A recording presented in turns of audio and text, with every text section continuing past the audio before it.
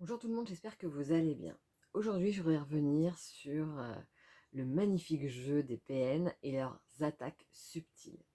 Ça se situe souvent justement juste après la lune de miel, quand ils commencent à titiller et à voir quelle réponse ils peuvent faire, voir si l'emprise est déjà suffisamment forte. Et après, ça va se poursuivre, qui plus est, quand il y a des témoins ou ce genre de choses, ça va être leur spécialité, ces petites attaques subtiles. Donc en fait, c'est très simple. Ça va être des reproches cachés, ça va être des insinuations, parfois que vous seul, parce que bah, vous le connaissez bien, vous avez tout le parcours, pouvez comprendre, et qui seront mis comme ça de manière très subtile. Puis c'est aussi parfois, donc les autres ne peuvent pas comprendre de ce fait-là, mais c'est aussi parfois des choses qui sont un peu moins en apparence, mais derrière, il va tout de suite avoir là, mais non mais je rigole, mais non mais je dis ça pour ton bien en fait, hein, parce que je sais que ça va t'apporter. Ou encore le super, non mais c'est pas grave, c'est toi qui en fais toutes tes caisses. Et en fait, ce genre de choses, voilà, on minimise ce qui a été dit, ou on joue sur le alors c'est une blague, mais non, mais c'était pour déconner, mais non, mais c'est toi qui prends tout trop au sérieux, mais non, mais vraiment, je dis ça pour toi parce que je voudrais pas que tu poursuives là-dessus, puis qu'après ça te fasse du mal. Vous voyez, c'est ce genre de petites choses qui fait que bah, vous prenez finalement l'attaque. C'est de manière subtile, donc même les autres ne vont pas le voir comme une attaque, peut-être pas, même pas vous-même en fait.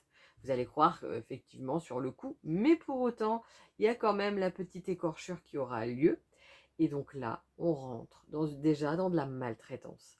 C'est c'est vraiment ce qu'on appelle une maltraitance subtile, mais qu'on finit par accepter.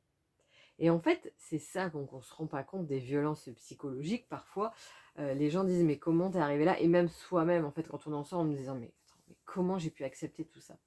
Mais en fait, c'est comprendre comment fonctionne l'emprise et comprendre comment les choses se sont mises, mais vraiment pas à pas, de manière très subtile.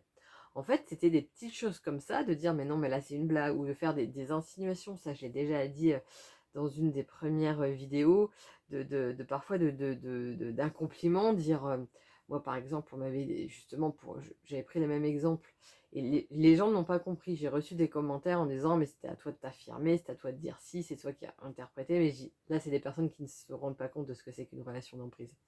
Donc il a commencé par des compliments, en me disant bah tiens Nathalie, elle fait ça pour nous, etc. D'habitude. Sauf que ces temps-ci, non, là c'est pas trop le cas pour ci, pour ça. En l'occurrence, c'était par rapport à préparer le petit-déj avant que tout le monde se lève.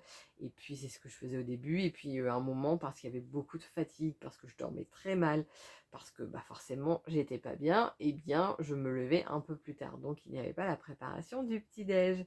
Et donc là j'ai eu le droit, bah ouais, forcément, non mais on a de la chance, puis elle nous prépare le petit-déj.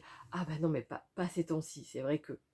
Et donc, là, de la part des personnes à qui il disait ça, il n'y avait pas de souci, il n'y avait pas d'impression que c'était une attaque. Mais en fait, comme c'est une personne qui aussi me connaît parfaitement mes failles, connaît parfaitement mes blessures, ah, ben moi je l'ai vu en me disant, ah, ben, comme de la culpabilité, ou je fais pas bien, ou ci, ou ça, et donc le lendemain, mettre le réveil pour faire le petit déjeuner, pour ci, et etc., etc. Et voilà comment il y a eu de la manipulation, et voilà comment il y a eu un reproche, mine de rien, mais vraiment, pour tout le monde, si on demandait, personne ne l'aurait vu comme un reproche.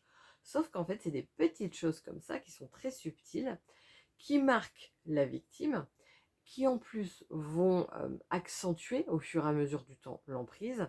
Et puis ça va être finalement, c'est comme je le disais, cette maltraitance subtile qui va être acceptée. Et parce qu'elle va être acceptée, ça va devenir de plus en plus commun, ça va devenir de plus en plus habituel. Et donc ça va provoquer moins de réactions conscientes. Et c'est pour ça qu'après les choses vont pouvoir passer à un autre niveau beaucoup plus destructeur, sans qu'il y ait forcément une réaction, ou du moins pas la réaction appropriée quand on est euh, sain avec soi-même et dans une bonne relation, de dire mais non, là les limites sont dépassées, ou là ce n'est pas normal, et là je mets un grand stop.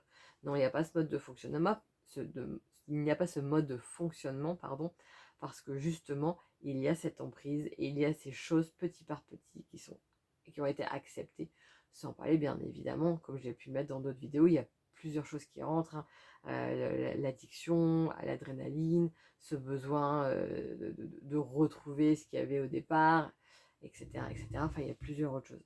Mais voilà, là, c'est un point qui est extrêmement important parce que ça n'est pas systématiquement que dans des relations toxiques qu'on trouve ce genre de choses. On peut l'avoir par tout à chacun, un moment qui va dire quelque chose et c'est un petit reproche caché, mais n'assumant pas, dire mais non, mais je rigole ou ce genre de choses. C'est pour ça que vous, si par la suite vous vous retrouvez face à de nouveau à ça, vous pouvez avoir une réaction qui semble être inadéquate par rapport à ce qui a été dit. Mais en fait, c'est parce que vous avez déjà vécu ça, même si ce n'est pas en conscience, il y a un fait de dire, mais non, ça, ce n'est pas normal, et ça peut prendre une ampleur assez forte si vos blessures, vos traumas sont encore fort présents.